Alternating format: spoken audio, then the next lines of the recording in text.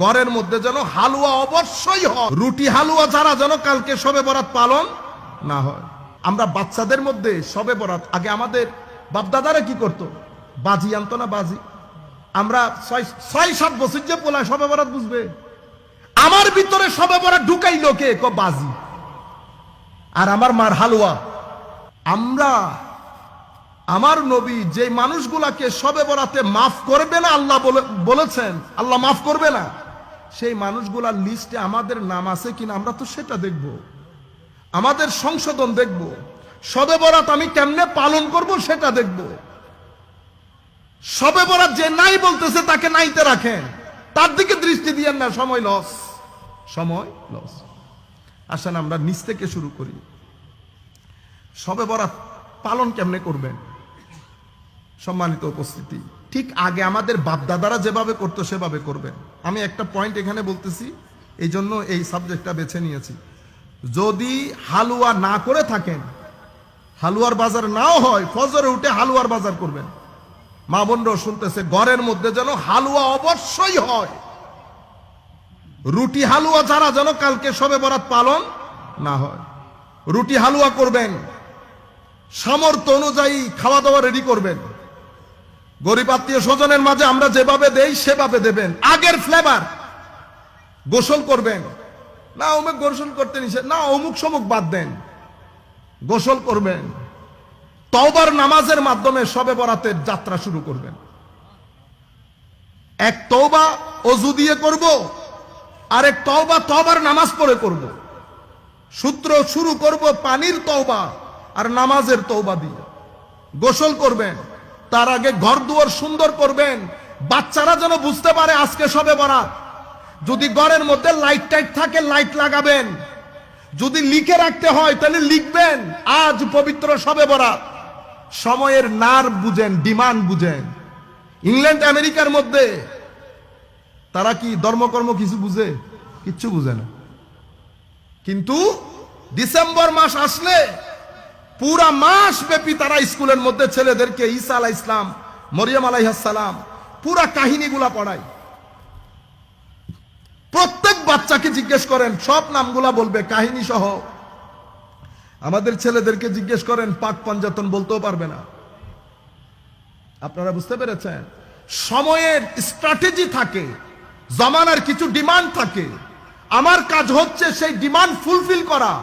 কারণ আমার উদ্দেশ্য একটা, উদ্দেশ্যের মধ্যে কোনো পরিবর্তন, পরিবর্ধন, পরিশোধন, সংযোজন, বিয়োজন কোনো কিছু উদ্দেশ্যের মধ্যে আসে না।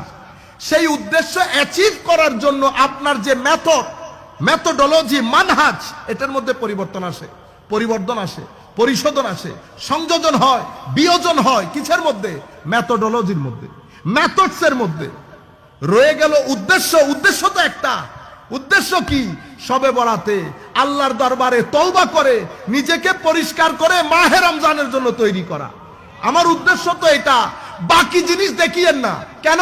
যখন রিকশায় চড়ে যাওয়া দরকার আমি রিকশায় চড়বো, যখন রিকশা থেকে নেমে বাসে চড়া দরকার আমি বাসে চড়বো, যখন কারে উঠার দরকার কারে উঠবো, প্রয়োজন যদি হয় হেলিকপ্টারে যাব। যাচ্ছেন না হেলিকপ্টারে? যাচ্ছি না। হেলিকপ্টার তো উদ্দেশ্য না, উদ্দেশ্য তো প্রোগ্রাম। হেলিকপ্টার বাহন, তো হেলিকপ্টার ছাড়া বাহন আর নাই, আছে। কিন্তু আমি সময়ের ডিমান্ড হচ্ছে আমাকে এখন হেলিকপ্টার ব্যবহার করতে হবে। আপনারা বুঝতে পেরেছেন? সুতরাং সময় যত পরিবর্তন হবে তত আপনার মেথডের মধ্যে, মেথোডোলজির মধ্যে আপনি পরিবর্তন আনবেন। আপনাদের লেখা পড়া সবকিছুর মধ্যে প্রত্যেকদিন পরিবর্তন হচ্ছে না? তো কেউ কি এখন 2 2 5 বলে? ও 2 2 4টা থাকবে, কখন কখন ডাকপারিও থাকবে। লেখাপড়া জায়গার মধ্যে থাকবে, মেথডস পরিবর্তন হবে, মেথোডোলজি পরিবর্তন হবে। আপনারা বুঝতে পেরেছেন? সুতরাং টার্গেট তো একটা, কিন্তু ডিমান্ড পরিবর্তন, সময়ের ডিমান্ড পরিবর্তন হচ্ছে।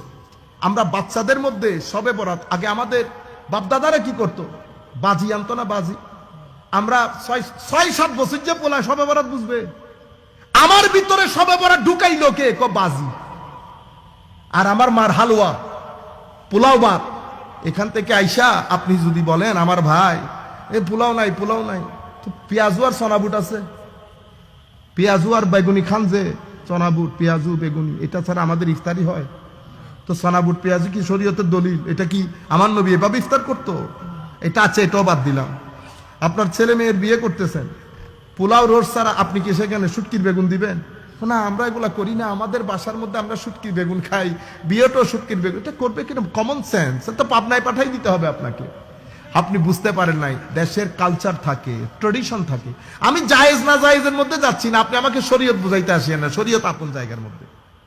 আপনি আমাকে বলবেন আমার কোন কাজ যদি শরীয়ত গর্হিত হয়, তো হয় কোরআনের দলিল দেবেন, নয় হাদিসের দলিল দেবেন, যে এই কোরআনের আয়াত এই হাদিসের মাধ্যমে আমার আল্লাহ অথবা আমার নবী এটাকে নিষেধ করেছেন।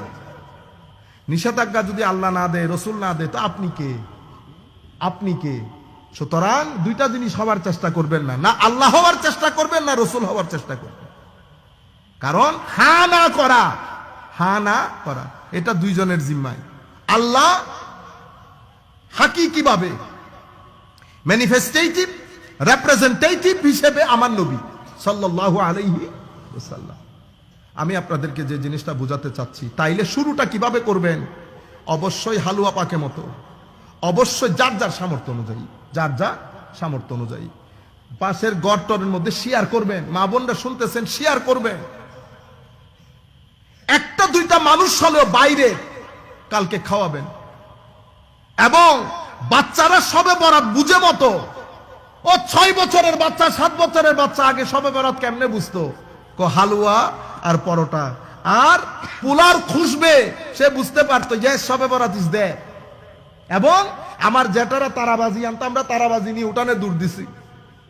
আপনি কোরআন শরীফ দেখতে গেছেন, চেক করতে গেছেন, ও আজকাই যে আপনি ওই কি বলে রে, কি বাদ বলে এটারে, ওই ছাগল দিয়ে সুরাইয়া সুরাইয়া খাইতেছেন, তখন কোরআন হাদিস দেখার কথা মনে থাকে না।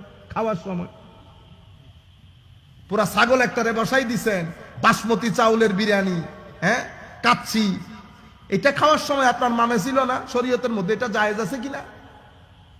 মাহফিল করেছে গুন্ডে গুন্ডে টাকা 2 লাখ 10 লাখ নিয়ে বাসায় চলে যাইতেছেন, তখন হিসাব ছিল না এটা শরীয়তের মধ্যে জায়েজ আছে কিনা?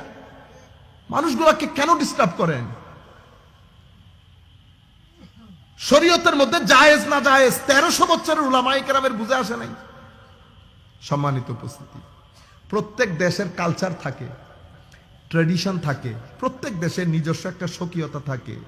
আমার নবী সাল্লাল্লাহু আলাইহি ওয়াসাল্লাম যখন শরীয়তের ফাউন্ডেশন দিচ্ছেন, নবী সাল্লাল্লাহু আলাইহি ওয়াসাল্লাম, তা আমার নবী কি মদিনা শরীফের সমস্ত কালচার ট্র্যাডিশন তুলে সমুদ্রে নিক্ষেপ করেছেন? না। বিয়ে প্রথা, ব্যবসার প্রথা, সামাজিক রীতিনীতি যা ব্যালেন্সড নেওয়ার মতো তা নিয়েছেন। যা যেটার ভিতরে জুলুম আছে, যেটার ভিতরে ব্যালেন্স নাই, সেটা আমার নবী বাদ দিয়ে দিয়েছেন। কোনো সমস্যা নেই।